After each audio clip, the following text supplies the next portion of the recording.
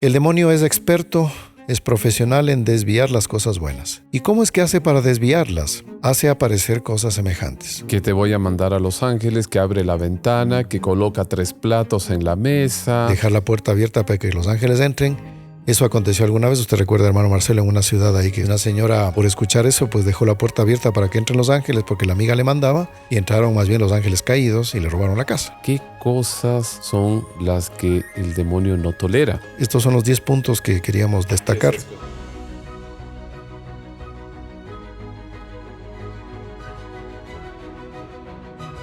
Muy estimados amigos, salve María, bienvenidos al podcast de los Caballeros de la Virgen. Ciertamente por la mente de ustedes pasó esa interrogante, ¿qué cosas son las que el demonio no tolera?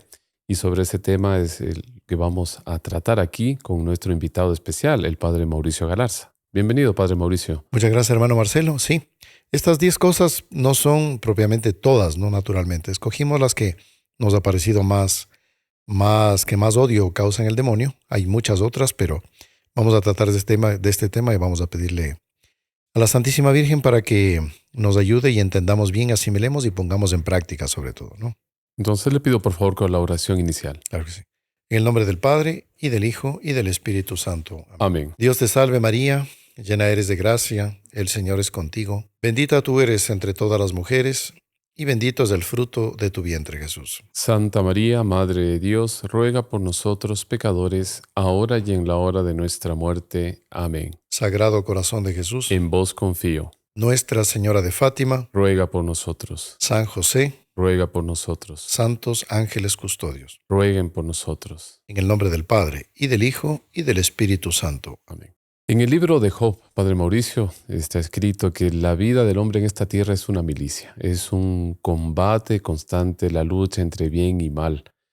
Y por lo tanto, nosotros debemos recurrir a Dios, a la Santísima Virgen, para pedir ese auxilio. Pero hay cosas que nos permiten, de alguna manera, fortalecer nuestra alma. Devociones, y quisiéramos que usted nos comente, Padre Mauricio, ¿cuál sería la primera que usted considera? Claro, sí. Bueno, es una apreciación personal, pues, un poco por la experiencia y por lo que uno lee en la historia de la vida de los santos. El demonio lo que más odia, me parece lo primero, es la Santa Misa. La Santa Misa, que es el santo sacrificio en que renovamos el misterio de la pasión de nuestro Jesucristo, ¿no? El sacerdote, pues cuando él toma la hostia y dice, esto es mi cuerpo, y todo lo que antecede a este momento culmen, y todo lo que después acontece, después de esta parte, es el misterio de la misa, que es renovar toda la pasión de nuestro Jesucristo, el santo misterio de la cruz, ¿no? Y así, la pasión de nuestro Jesucristo se va renovando en el santo sacrificio, día a día. De una manera incruenta. De manera incruenta, exactamente. Y es tan bonito, Padre Mauricio, porque nuestro Señor escogió un momento tan especial, tan íntimo, que es estar con los suyos junto a la mesa para instituir ese sacramento. Claro. Y al inicio de la iglesia, pues tenemos lo que se celebraba, era la fracción del pan. Y en el pasaje de Maús, nos recordamos que estos 2 discípulos que lo invitan, dice, Señor, quédate con nosotros. Y es en el momento de la fracción del pan que reconocen que es el Maestro. Exactamente. Y es bonito, hermano Marcelo, que lo reconocen cuando fracciona el pan. ¿Por qué? Hay algunos teólogos que comentan esto, me parece muy interesante, que nuestros fundadores también simpatizaban mucho con esta parte, que es que, ¿por qué cómo partía el pan? Porque nuestro Jesucristo tenía una forma de partir el pan que era propia de él, muy bonita, maravillosa. Porque antes estaban con él, pero ¿por qué es que la fracción del pan? Porque es el modo de celebrar la misa. Cuando la misa se la celebra con respeto, con recogimiento, ahí se reconoce que ahí está nuestro Jesucristo. Pero en cambio, una misa que no es celebrada con respeto, con profundidad, con recogimiento, con solemnidad, ahí difícilmente reconozco a Jesús, a nuestro Jesucristo. Entonces, por ejemplo, por desgracia esto acontece. lugares donde quienes celebran la misa, comillas, eso no es misa, con el sacerdote dentro del agua en la playa, no está en el mar, y tiene una boya playera como altar. Y toda la gente, pues imagínense en qué situación, como están ahí en playa, asistiendo a la misa desde la playa, viendo hacia el mar que al Padre le daba hasta por aquí. Eso no es misa. Eso no es misa. O sea, celebrar el sacerdote una misa en traje de baño es una ofensa muy Una grave a Dios. irreverencia. Mínimo una irreverencia. Primero para los fieles, o sea, primero para Dios. Así es. Y a los fieles. Después, los recursos de los que no tienen recursos para celebrar seriamente la misa, con recogimiento. Es poner títeres, payasos, empiezan a hacer competencias. Alguna vez vi un video de una misa, ¿no? Creo que fue en Europa, que en medio de la homilía entraba un chico en bicicleta, ¿no? Y en medio iba por el corredor central, se daba una vuelta por el altar, salía. ¿Qué sentido tiene eso? Si usted quiere música, quiere fiesta, diversión, eso es en otro lugar, no es en la misa. ¿Por qué? Hace algunos años, recuerdo, escuché alguna charla del doctor Plinio Correa de Oliveira, nuestro fundador, en la que él comentaba sobre una mística, creo que era Ana Catalina de Américo o María de Ágreda, una mística del siglo XIX, y veía que en el momento en que era levantado en la cruz nuestro Señor Jesucristo, todos los demonios estaban, digamos, entusiasmados, estaban inebriados, embriagados de la alegría de verlo crucificado. Pero en ese momento que lo levantaban, los mismos demonios se dieron cuenta que fue la derrota de ellos. El terrible error. Porque con ese sacrificio era la derrota del infierno. Y después en ese momento, como ellos son ángeles, tenían un conocimiento perfecto, mucho más que nosotros de la Sagrada Escritura, debieron recordarse la frase cuando yo sea elevado a lo alto del madero. Cuando yo sea levantado, ¿no? Entonces, esta escena ya, según estas revelaciones, el demonio quiso volver atrás y ya era tarde. Ya era tarde. Entonces, este santo sacrificio de la cruz es algo solemne. No se puede convertir la Sagrada Eucaristía en una fiesta mundana, en una fiesta suelta. Entonces, por esa razón el demonio tiene miedo, odia la Santa Misa, porque se renueva ese sacrificio que lo derrotó para siempre, ¿no? Y aquí hablemos también algo, hablando de la solemnidad, de la belleza de la liturgia, porque nuestro fundador, Monseñor John Cla, nos enseñaba que mientras más uno respeta lo que la Sagrada Liturgia indica para las celebraciones, más gracias recibe el sacerdote y los fieles que acompañan. Ejemplo, si yo en el día de Navidad, en la Nochebuena, celebro como están, se llaman las rúbricas. Rubro significa rojo.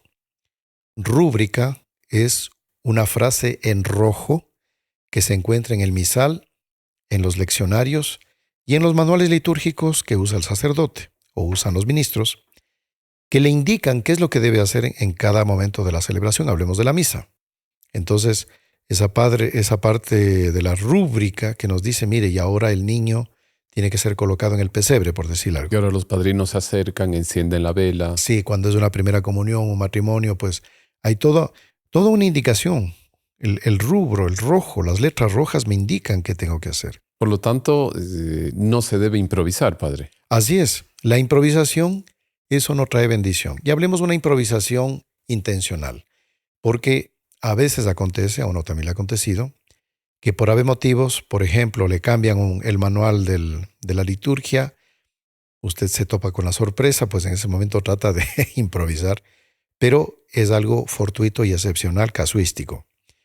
Pero normalmente una celebración bien hecha y que todo funciona bien, las gracias del día en que nació nuestro Señor Jesucristo, en este caso, descienden sobre los que asisten a esa celebración bien ejecutada, bien practicada, bien preparada. Entonces, el incienso, las velas, el traje talar que se llama de los ministros, ¿no? la casulla, el alba, el cíngulo, los manteles del altar, toda la parte ornamental es fundamental para una buena celebración. Imaginemos, ya me ha acontecido alguna vez en un sitio de misión, que uno no sabe hasta qué punto había cuidado o no había cuidado. Yo suspendo el juicio. Pero mientras uno celebraba caían las polillas encima de las Sí. ofrendas. Entonces es muy molestoso, muy feo tener un altar lleno de polillas y usted sigue celebrando. Entonces, bueno, ¿qué hacemos? Bueno, hay que hacer algo para evitar que esas polillas entren. Tenemos que hacer todo lo posible para que el mantel esté limpio, para que los corporales estén limpios. Y así se observa. Esto le escuché alguna vez a un sacerdote experto en liturgia, creo que era un padre benedictino, que decía, quieren observar cómo me doy cuenta, quieren observar bien si un sacerdote es bueno o no es bueno. ¿Cómo me doy cuenta si él es bueno o no es bueno? Fíjense cómo celebra la misa y la limpieza de los ornamentos litúrgicos, la belleza de la celebración. Ahí yo me doy cuenta si es un buen sacerdote o no lo es. Me parece interesante, no digo que sea una regla absoluta, pero sí me parece un indicativo. Exactamente, sí. Para ciertas celebraciones, por ejemplo, cuando hay un matrimonio, los padres de la novia tienen un cuidado único de ver el salón donde va a ser la recepción, que todo esté puesto, que los manteles, Así la es. decoración, las flores, los músicos. Normal, claro, lógico. Si para una celebración, para un festejo, ponen todo el cuidado, el empeño, ¿por qué no hacerlo para el banquete sagrado? Exactamente. Y aquí hablemos de la celebración de la misa, que no es un símbolo, que eso es una herejía. Decir que el Santísimo es un símbolo, o sea, no está Dios realmente, verdaderamente ahí. Después, decir que es una fiesta que se puede hacer discoteca, baile, se puede hacer ruido, se puede meter payasos, títeres, hacer juegos. Eso no es así. El sacrificio de la misa es algo solemne. Y fíjese que a la vez que es solemne, es alegre. Hay una cierta leveza, una alegría discreta. No es una celebración de una especie de una seriedad medio ácida, calvinista. No, no, no. Es una seriedad que invita a la alegría y a la paz. Entonces, cuidar de esta parte. Después, las procesiones del Santísimo con el Santísimo Sacramento. El Papa León XIV, pues hace poco, en la fiesta de Corpus en Roma, él mismo fue llevando la hostia en la custodia, en el ostensorio, caminando. Hace mucho tiempo que no se veía eso. Es algo muy bonito, ¿no? Que motiva a los fieles. Exacto, entonces eso motiva a los fieles, entonces el respeto al Santísimo, la adoración eucarística, la adoración perpetua al Santísimo Sacramento, que es una bomba atómica contra el demonio, ¿no? Tenerlo a Jesucristo nuestro Señor siempre presente en un altar permanentemente. Y antes de pasar al segundo punto, Padre Mauricio, me recuerdo en una homilía de un obispo que él mencionaba, cuando hablaba sobre las almas del purgatorio, y él decía lo siguiente, estas almas se van a beneficiar en la medida, cuando se ofrece una misa por ellas, se van a beneficiar en la medida en que ellas fueron devotos en la tierra. Así Si es. una persona frecuentaba la misa, tenía una devoción a la celebración eucarística, pues ella se va a beneficiar en el purgatorio Exactamente. por las misas que encomienden. Así es. Disminuye su tiempo en el purgatorio. Y la misma persona que asiste devotamente disminuye bastantísimamente su presencia en el purgatorio. Tenemos como segundo punto, Padre Mauricio, la Santa Cruz. Así es. ¿Cuál es el efecto, el pavor que el demonio tiene a la Santa Cruz? Bueno, tiene relación con lo que comentamos ahora, el santo sacrificio. La cruz derrotó al demonio. La cruz fue la ruina del infierno. Y esa cruz que era mal vista en la época de nuestro Jesucristo, porque era el castigo para los peores bandidos, pues esa misma cruz se hizo motivo de salvación, ¿no?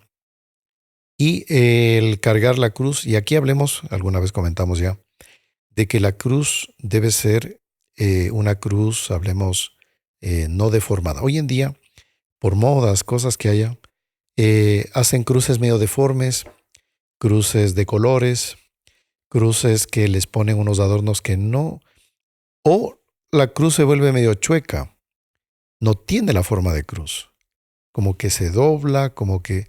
Entonces ahí uno ve cómo el demonio, a veces, no sé si es algo consciente o inconsciente, de los que diseñan este tipo de cosas, le quitan el carácter de cruz a la verdadera cruz. Si no la puede destruir, por lo menos quiere desfigurarla. Entonces quiere desfigurarla. Entonces en vez del crucificado le pone cualquier otra cosa ahí encima, cualquier figura que no sea nuestro Jesucristo. Y a veces, una vez vi una cruz monstruosa, pero tiene otro nombre, en la que la mitad del Cristo, del hombre, digamos, del crucificado, era un Cristo normal, y la otra mitad un ser Monstruoso, medio algo así. monstruoso, tratando de simbolizar, creo que un campesino o alguna cosa así. No sé cuál era la idea. Pero, o sea, tener una persona que de aquí para acá es normal y de aquí para acá es otra cosa, es un monstruo. No, pues está en la cruz. No, eso no es un crucifijo. Sí, ya sabemos que tenemos delante nuestro al Dios hecho hombre. Claro. ¿Para qué tratar de físicamente Así querer es. simular algo? ¿Para qué? Entonces respetemos la cruz. Existen cruces estilizadas, como las que usaron las órdenes de caballería. Entonces tenemos la cruz de Jerusalén, tenemos la cruz de Calatrava, tenemos las cruces, en fin, pero que, digamos, por un motivo de belleza o de símbolo de algo que está surgiendo nuevo, se lo hace. Y eso la iglesia los fue aprobando porque no tenían nada de que denigrar a la figura, que rebajara es la palabra, la figura de la cruz, ¿no? Y entre esas la nuestra, la cruz de Santiago, que Claro, fue estilizada. esta cruz que fue de una orden de caballería, claro que un poco estilizada, que es la cruz de Santiago. Pero una cruz debe tener belleza, mismo que sea una madera simple, Rústica o lo que un, sea. un crucificado simple, pero no quita que tenga belleza, ¿no? Por más de un material que sea de un material pobre, pero una cruz hecha con respeto es bonita.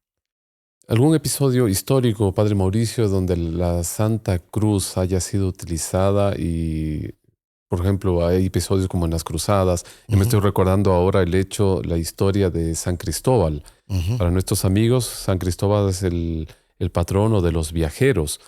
El nombre original viene de Cristóforus, portador de Cristo.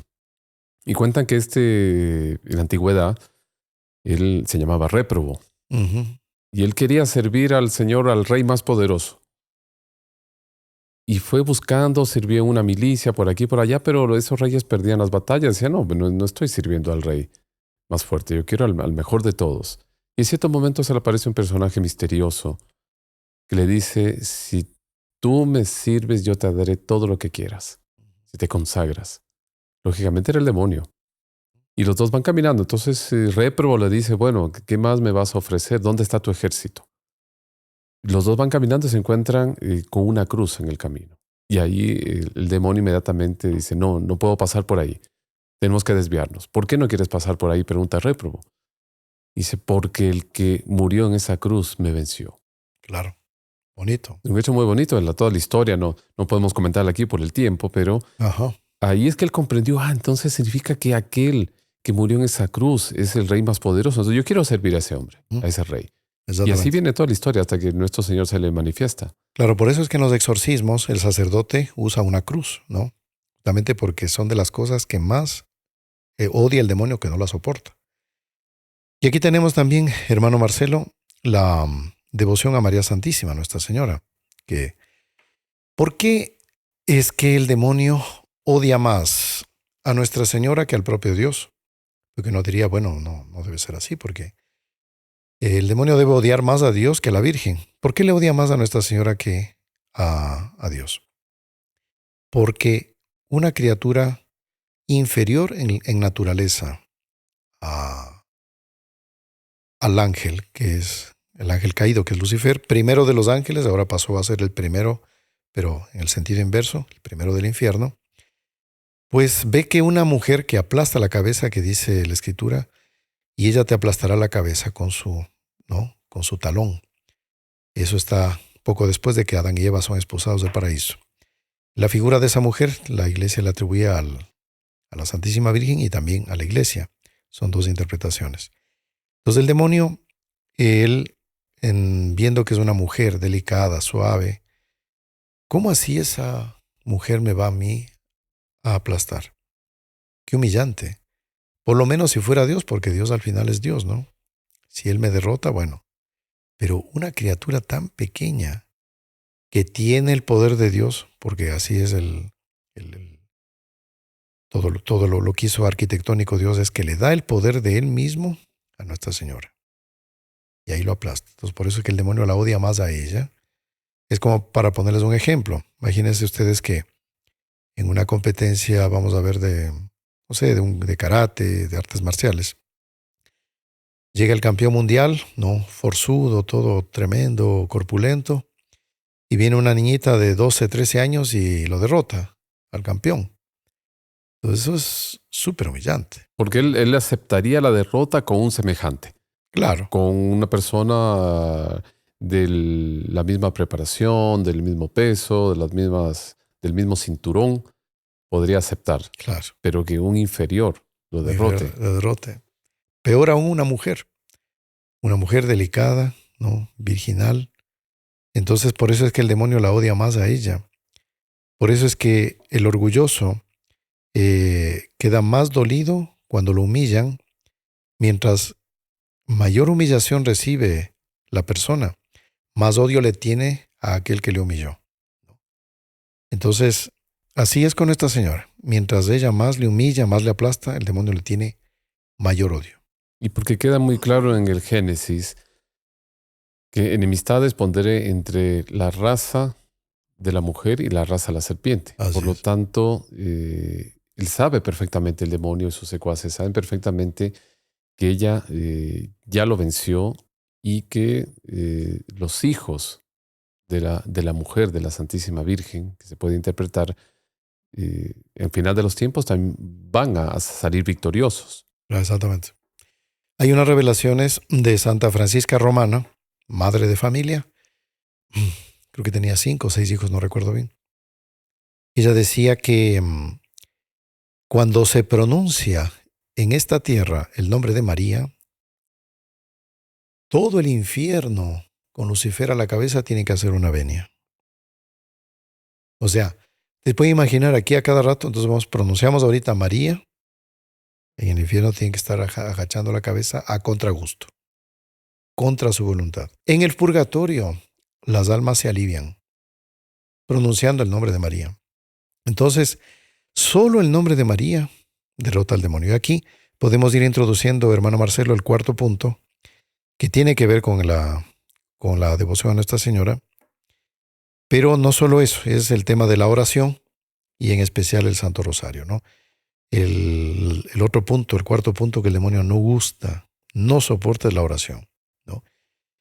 ¿Por qué? ¿Por qué la oración? Porque cuando una persona pide, se humilla. La persona hace mostrar que necesita. El demonio, como es orgulloso, él no necesita de nadie, no necesita favores, entonces y eso en el hombre pasa también. Y nuestro Señor Jesucristo nos dio el ejemplo, porque cuando hablamos de la cuaresma, del tiempo de preparación, nos recuerda también esos 40 días que nuestro Señor estuvo en el desierto, estuvo en ayuno y oración. Oración. Y terminado ese periodo, apareció el demonio para tentarlo. Claro. ¿Y por qué nuestro Señor quiso eso? Porque debía darnos el ejemplo de dejar ese testimonio de que a través de la oración fortalece el alma. El que reza se salva, el que no reza no se salva, dice San Alfonso María Ligorio.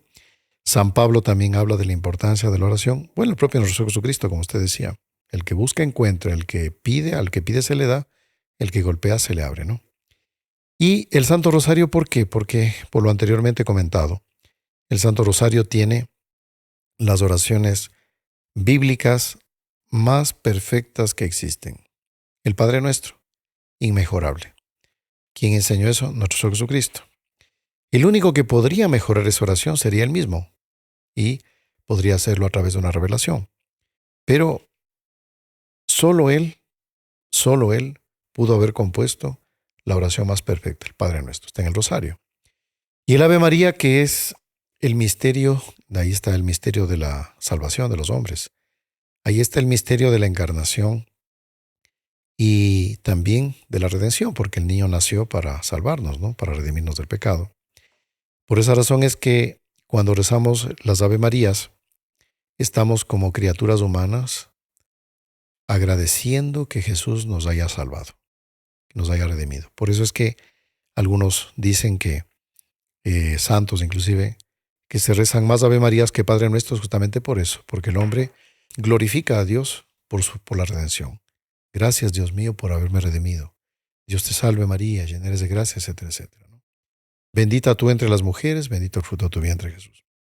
Entonces el rosario es un arma potentísima contra el demonio. Inclusive, Solo el hecho de portarlo, de llevar el rosario consigo, ya produce un beneficio enorme. claro, ahí es el tema de los sacramentales que vamos a ver también más adelante. El rosario es una protección impresionante. Cargar el rosario, no necesariamente en el cuello. Si ustedes quieren, bien, pero usted lo puede cargar en el bolsillo, puede cargarlo en una carterita, ¿no? Pero portarlo consigo. Por eso los santos dicen que, entre ellos, San Maximiliano Kolbe, es el padre San Pío de Pietrelcina, San Luis Grignion de Montfort. Dicen que aquellos que se hacen devotos de Nuestra Señora es porque van a ser santos. El que es muy, muy devoto de Nuestra Señora va a santificarse, sea o no. Sería como que una señal de predestinación. Exactamente, es una señal de predestinación. Y aquí hablemos de santidad, y ahí pues tenemos a las grandes luminarias, ¿no? San Luis Grignion de Montfort, San Alfonso María Ligorio, San Ignacio de Loyola, etcétera, etcétera, que ya tuvieron, no solo se contentaron con estar en gracia, sino que fueron héroes de la virtud, ¿no? Se sacrificaron. Entonces, por eso el Santo Rosario es muy importante y además que la Virgen prometió, el que reza el rosario todos los días no se condenará. Tenemos como punto número 5, Padre Mauricio, algo que es muy importante en nuestro combate espiritual, que es Ujú. el auxilio de los ángeles, más esa noción también de la lucha entre bien y mal, que ellos nos amparan en este combate. Así es. Sí, esto es me parece, bueno, todo esto es importante, pero aquí quisiera recalcar esta devoción a los ángeles, que en primer lugar, por favor, le recomiendo no desviar la devoción de los ángeles. El demonio es experto, es profesional en desviar las cosas buenas. ¿Y cómo es que hace para desviarlas?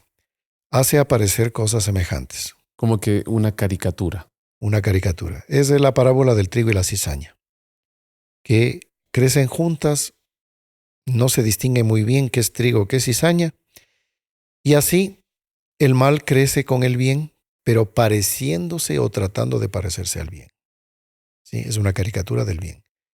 Entonces, está bien la devoción a los ángeles. Ahora voy a investigar de los ángeles y le aparece la fulanita no sé qué, que tiene un libro de los ángeles, Que te que voy a mandar a los ángeles, que abre la ventana, que coloca 3 platos en la mesa. con 33 uvas y que tenemos que dejar la puerta abierta para que los ángeles entren. Eso aconteció alguna vez, usted recuerda, hermano Marcelo, en una ciudad ahí que estuvimos juntos, y una señora, por escuchar eso, pues dejó la puerta abierta para que entren los ángeles porque la amiga le mandaba, y entraron más bien los ángeles caídos y le robaron la casa.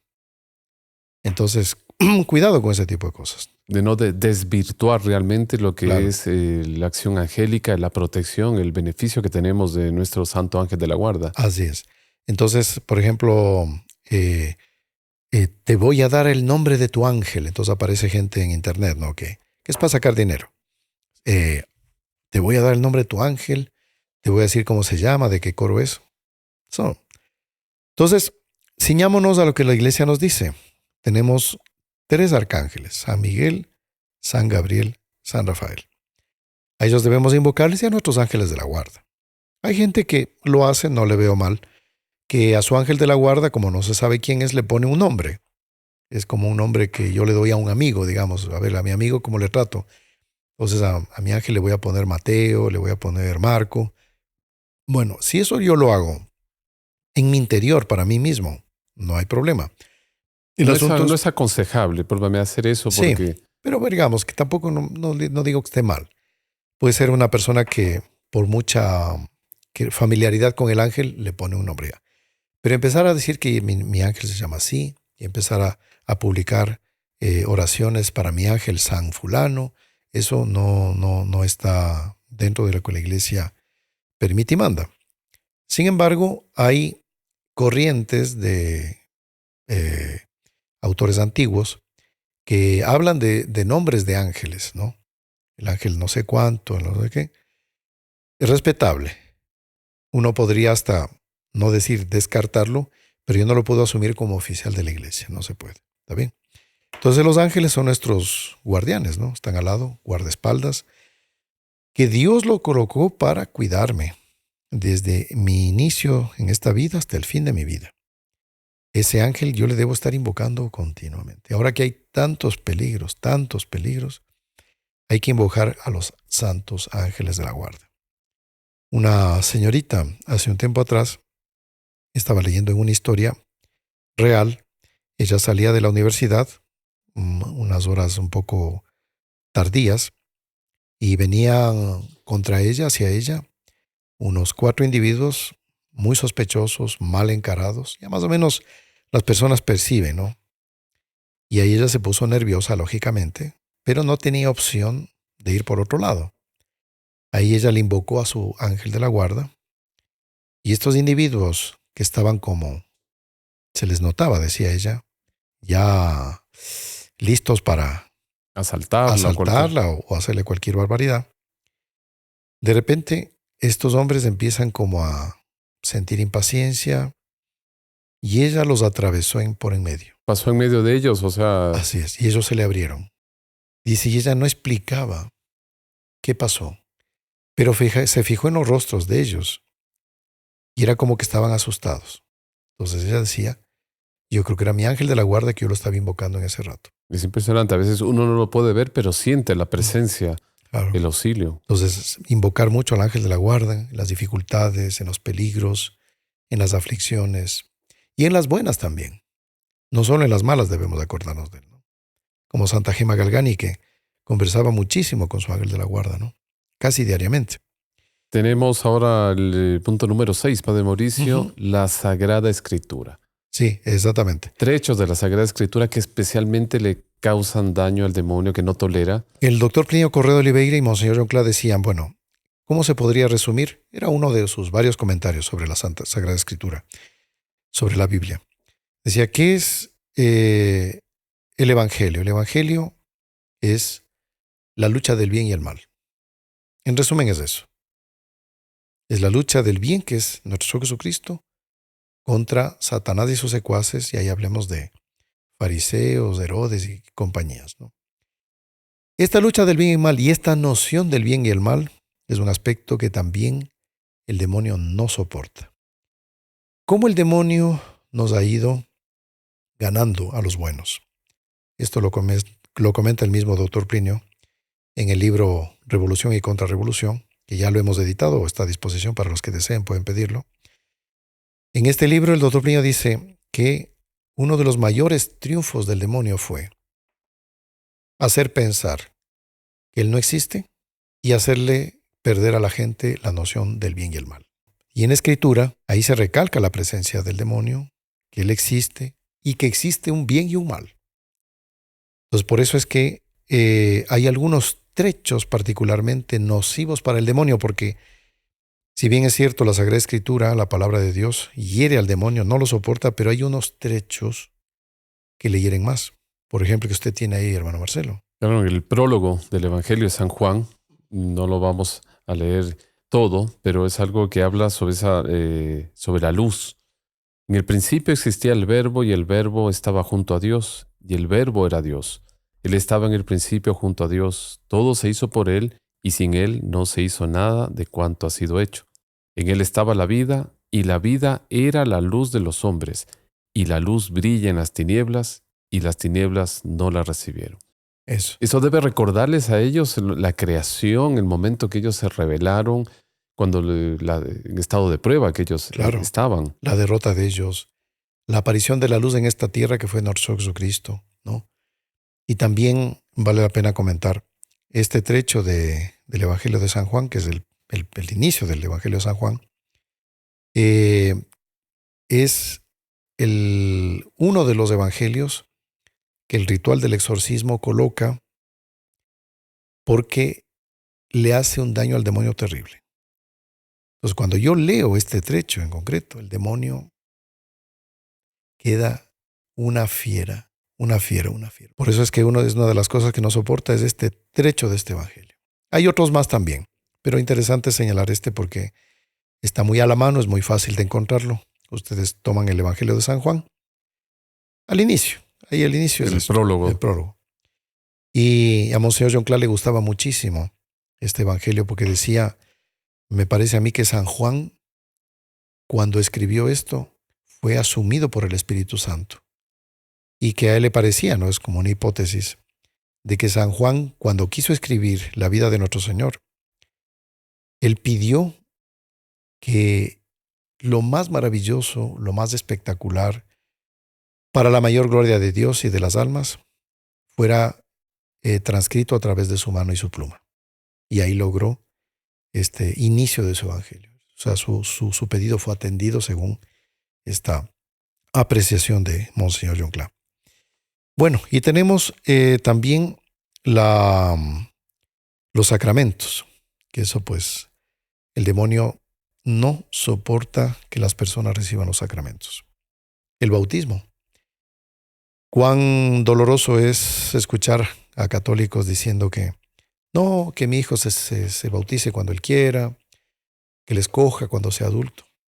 Es un crimen. Es un crimen que hacen los padres con los hijos. No le dan la oportunidad de que Dios entre en su interior tempranamente.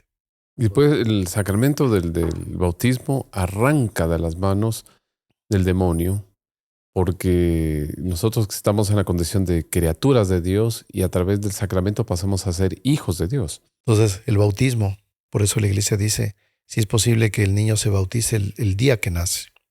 Eso sería lo óptimo, ¿no? Espero que en algún momento todo se dé para que haya esas condiciones para bautizar a los niños el mismo día que nace. Antiguamente se lo hacía, había mucha práctica en eso. Después tenemos pues la confirmación, ¿no? Recibir al Espíritu Santo en toda su plenitud.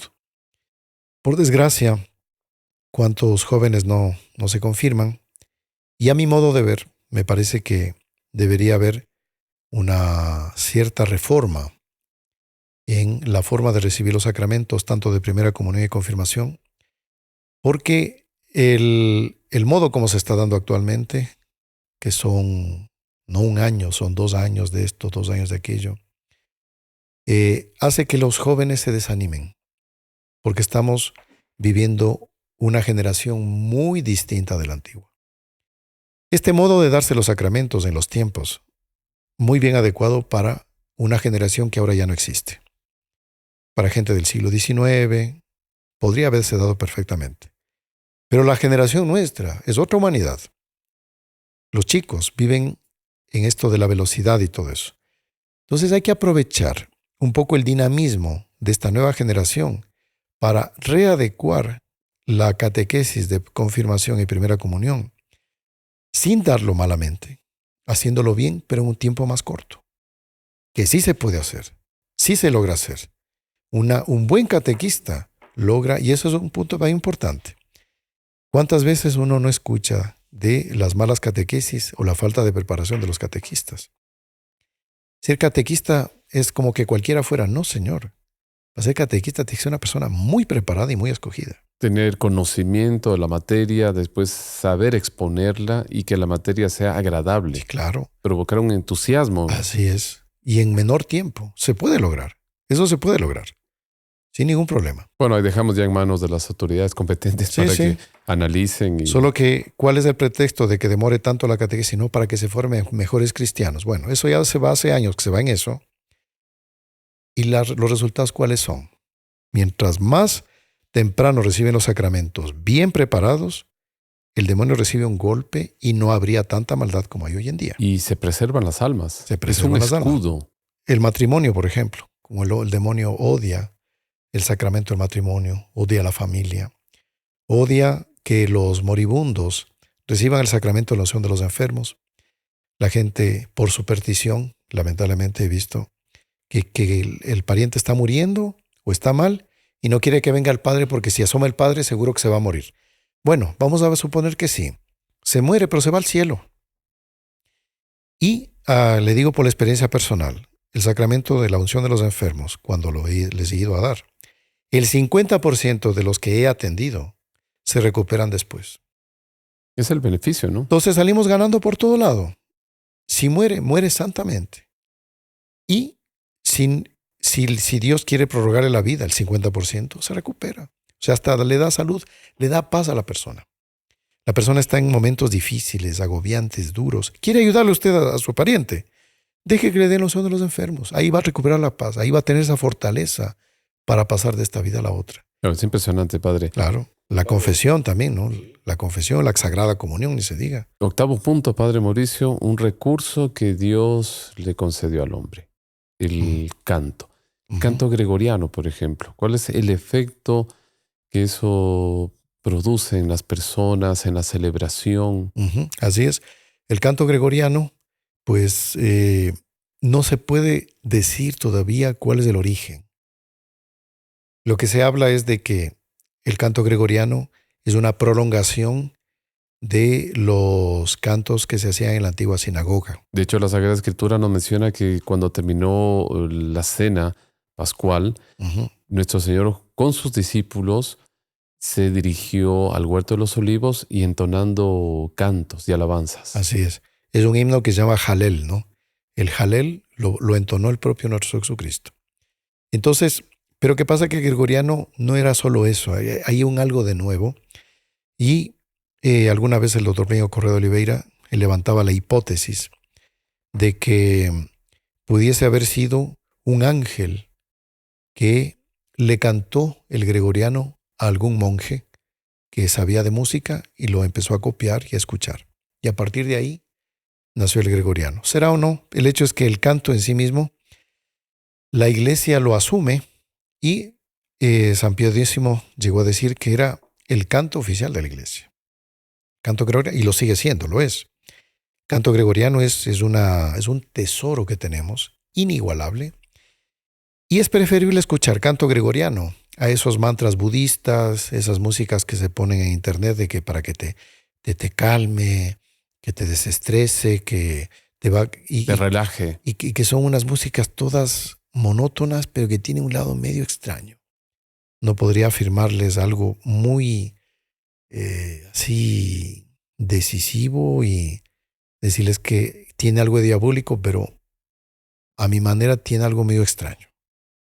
Esas ritmos medio budistas, esos mantras, esas músicas así todas medio metálicas, prolongadas, ¿no? Pero el gregoriano no. Y después, padre Mauricio, lógicamente que no es el único canto, que hay una exclusividad. Es el canto de la iglesia a través de los siglos.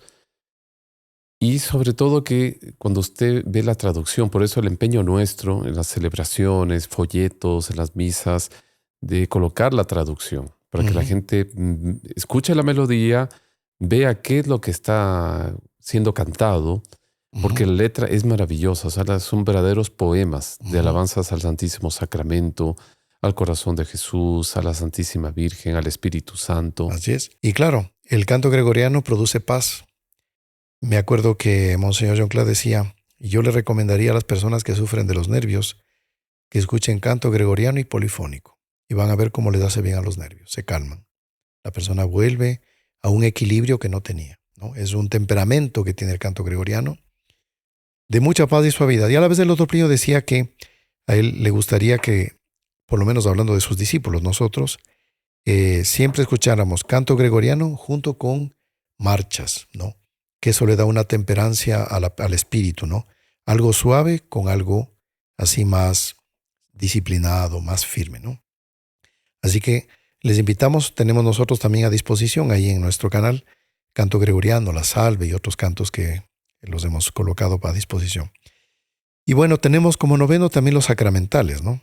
Sacramentales que ustedes ya deben haber visto muchos programas nuestros, Solo recordamos el agua bendita, la sal exorcizada, el aceite de oliva exorcizado, el rosario que usted comentaba hace inicio, Las medallas, medallas, los cuadros bendecidos, escapulario. escapularios. Todo eso el demonio no gusta, no lo soporta. Usted echa agua bendita en lugares pesados donde se dan muchas discusiones. A veces en casa, por desgracia, hay lugares donde hay mucha pelea, mucha división. Bueno, riegue agua bendita, rece ahí el rosario, ponga la sal exorcizada, etc. Y también este tema sería tal vez para tratarlo en otra ocasión, tal vez consagrar un podcast entero para esto. Ahora, tomar en consideración que las personas no pueden tomar a los sacramentales como una especie de talismán, una especie de objeto, de Por un superstición. amuleto.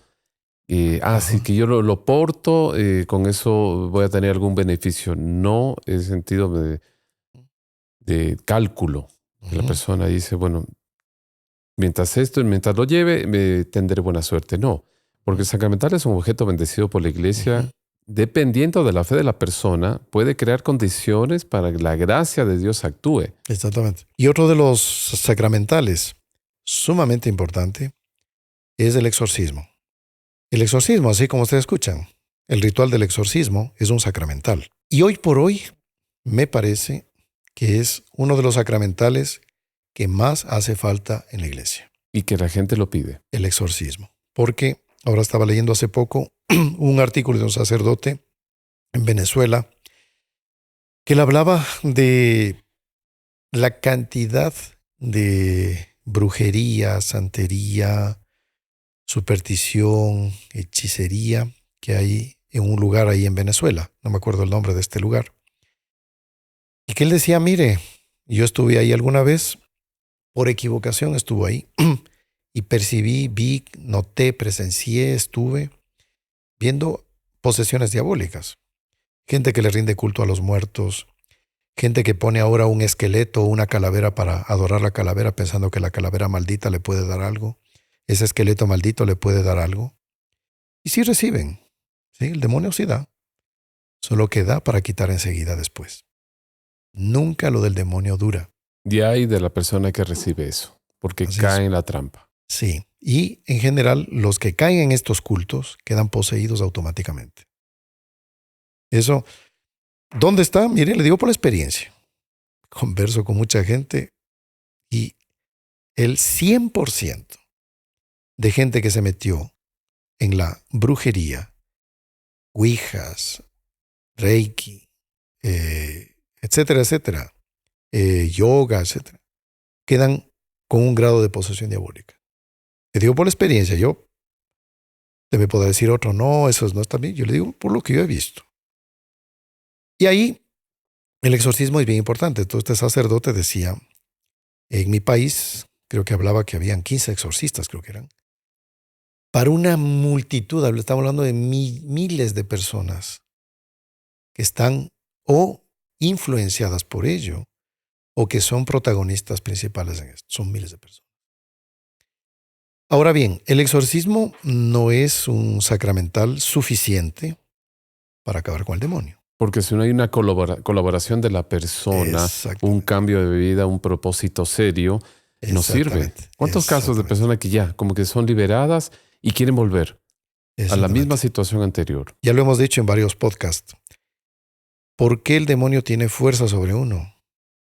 Porque uno pasa en pecado y sin vida de piedad, sin oración, sin sacramentos. Entonces le damos puerta libre al demonio. El demonio puede entrar cualquier rato, cualquier momento puede entrar. Pero la gente cree que ya con el exorcismo y listo, ahora sí me curé, ahora sí puedo seguir teniendo la vida fácil, la vida de diversión que yo tenía antes, la vida suelta. No, no es así, señor. No es así. Si usted quiere liberarse realmente, para que el sacerdote le ayude, depende de usted. Usted tiene que cambiar de vida. Tiene que santificarse. Ese es el reto. Pero sí hay momentos en que las personas abrazan la vida de piedad, quieren cambiar de vida, pero sí necesitan la ayuda del exorcismo. Por todo un pasado que tuvieron que. Entonces, en esta batalla, es una batalla que depende no solo del exorcista, sino sobre todo de la persona. Pero sí el exorcismo hace falta. Y para el beato Francisco Palau, que él vivía en el siglo XIX, era un carmelita español que el doctor Plinio le admiraba mucho y también Monseñor John Clark. Él decía para su época, siglo XIX, que el demonio estaba tan suelto que él estaba pidiendo al Concilio Vaticano I, que se estaba realizando en esa época, para que la Iglesia ordene, más bien dicho, le dé la autorización, para que todos los sacerdotes del mundo sean exorcistas. ¿Cuántos eran? 400,000. Necesitamos 400,000 exorcistas para poder vencer al demonio que estaba en la tierra. Imagínense hoy en día cómo será. ¿Cómo será? Entonces, en un país que tiene 60, 70 millones de personas, hay 15 exorcistas. Como último punto, Padre Mauricio, tenemos... El demonio odia la jerarquía, odia las desigualdades, odia que alguien sea superior, odia que hayan clases sociales, odia que haya una autoridad. Entonces, evidentemente aquí hablamos de una jerarquía católica, no son las jerarquías paganas, como existen, por ejemplo, castas en Oriente, en la India y otros lugares, que el tipo nació pobre, vivió pobre, todos sus hijos son pobres para todo y un siempre. No es eso. Aquí en las clases sociales, esto se da un poco por las capacidades de cada uno, por la superación, pero que tiene que haber una jerarquía, sí. ¿Por qué? Porque esta sería una imagen de la jerarquía celestial. En el cielo existen un rey, Dios, una reina, Nuestra Señora, un príncipe maravilloso como San José, y así vienen los ángeles, y viene toda una serie de coros desiguales, pero que todos se armonizan, todos viven en armonía, ayudándose y protegiéndose mutuamente. Y eso es lo que el demonio odia en esta tierra, ¿no? Por eso es que él habla tanto de la igualdad, lo habló así en la Revolución Luterana, la pseudo-reforma protestante. Todos son iguales, aquí el sacerdote es uno más, igual que el Papa, todos son iguales. La Revolución Francesa, no deben haber clases sociales, todos somos iguales. La Revolución Comunista también, es igualdad económica, nadie puede poseer más. Y así, ese espíritu igualitario es el que ha incentivado las revoluciones inspiradas por el demonio. Entonces, el respeto a la autoridad, las buenas maneras. Y aquí hablemos de autoridades legítimas, porque la Iglesia manda obedecer a las autoridades legítimas y no a las no legítimas. Y cuando una autoridad se equivoca o hay que corregirla, hay procedimientos y estamentos por los cuales se debe controlar y moderar esa mala autoridad. Claro, porque el cuarto mandamiento que nos manda a honrar padre y madre no se limita exclusivamente a nuestros familiares, sino que implica también todo lo que es autoridad. Sí, claro. Respeto al padre, a la madre, al hermano mayor, ¿no? Al profesor, en fin, autoridades. Pero ya les digo, yo puedo inclusive disentir de la autoridad. Y yo lo puedo hacer con respeto y con firmeza. Sin faltar al respeto, pero con firmeza. Yo puedo rebatir a la autoridad. Sí lo puedo hacer. El ejemplo, San Pablo. San Pablo, en el inicio, en los Hechos de los Apóstoles, está que él resistió a San Pedro. Que San Pedro dio una norma que San Pablo se dio cuenta que estaba mal. Y San Pablo se levantó y dijo, no, eso no es así. Con todo el respeto. Y San Pedro aceptó. Eso es No lo es que bonito, dijo, ¿no? De la autoridad. yo mando, nadie me contradice, no. Él aceptó. Bonito, ¿no? Muy bien, hermano Marcelo. Yo creo que estos son los 10 puntos que queríamos Que destacar. se escogieron para esta ocasión, Padre Mauricio, porque hay Exactamente. tantas cosas. Tantos. Nuestros amigos que nos siguen, pues pueden dar sugerencias también, pero queríamos por lo menos en este tiempo tratar sobre lo que nos pareció más importante, más relevante, y les invitamos para que compartan con sus conocidos y siempre pongan sus intenciones, nos escriban, siempre estamos atendiendo esos comentarios, pedidos, lo hacemos con mucho gusto. Así que le pedimos, Padre Mauricio, concluir con la oración. Así es. En el nombre del Padre, y del Hijo, y del Espíritu Santo. Amén. Amén. Dios te salve María, llena eres de gracia, el Señor es contigo. Bendita tú eres entre todas las mujeres, y bendito es el fruto de tu vientre, Jesús. Santa María, Madre de Dios, ruega por nosotros pecadores, ahora y en la hora de nuestra muerte. Amén. Sagrado corazón de Jesús, En vos confío. Nuestra Señora de Lourdes, Ruega por nosotros. San José, Ruega por nosotros. santos ángeles custodios. Rueguen por nosotros. Nos despedimos con la bendición sacerdotal.